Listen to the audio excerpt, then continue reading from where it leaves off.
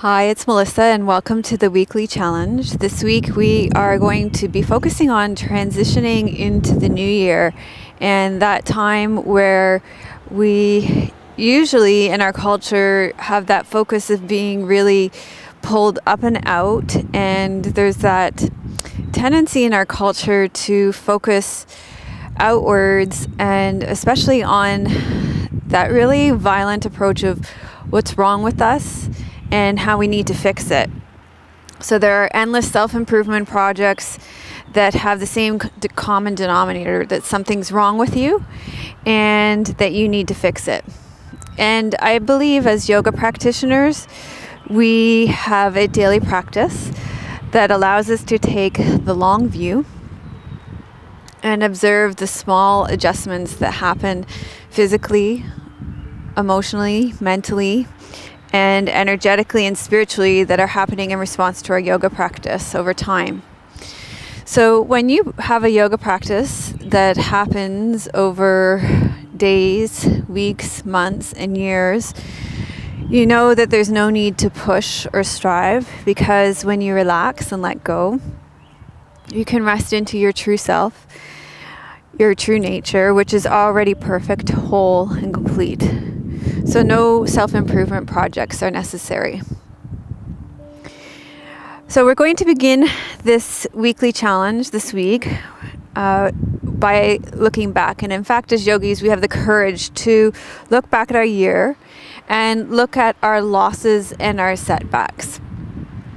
We can then bring a loving forgiveness to all that didn't go as planned, kind of with a joyful heart, like that horn that we just heard. And we can, with a kindness like a mother would for her child, we can look at all the ways that we hurt and harmed ourselves, the ways that we betrayed and abandoned ourselves. And we can put down our sorrows and our burdens and reflect on the ways that we hurt ourselves through our actions, our inactions, our fear, our pain, and our confusion this past year. So once we have that closure from having the courage of facing our losses and setbacks and giving ourselves that forgiveness, then we can explore the ways that we found harmony over our past year, the ways that we found ourselves perfectly in sync with the rhythm of life. And when we do that, we can allow ourselves to open up to more of that in 2016. Then we can close out our week together by inviting in some of our deepest desires for 2016, not only with our spiritual aspirations, but also with some of our material needs, the material needs that we have to fulfill those spiritual aspirations. So I remember when I was at a yoga conference once, it's Dr. David Frawley's life, Shambhavi Chopra, that was her name. She taught us that it's important to have spiritual aspirations, but that we also need to ask Spirit for the material means to fulfill those aspirations. And so we will look at both sides of that coin as we finish out our week. What do we desire to ascend spiritually, and what do we need in the physical world to make those things happen? So I'm very much looking forward to our week together as we rest back without any need to push forward.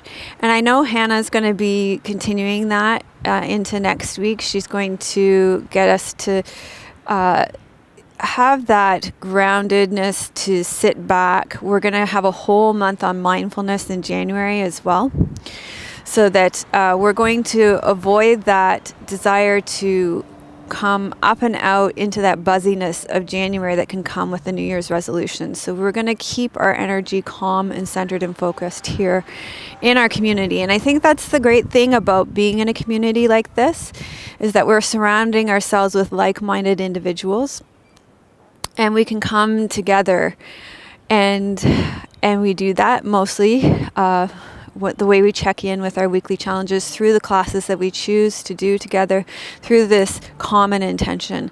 And so I look forward to your comments this week and our discussion this week, and having this kind of mindful transition of not getting pulled into that collective unconscious, really quite violent unnecessary need to fix or change and push.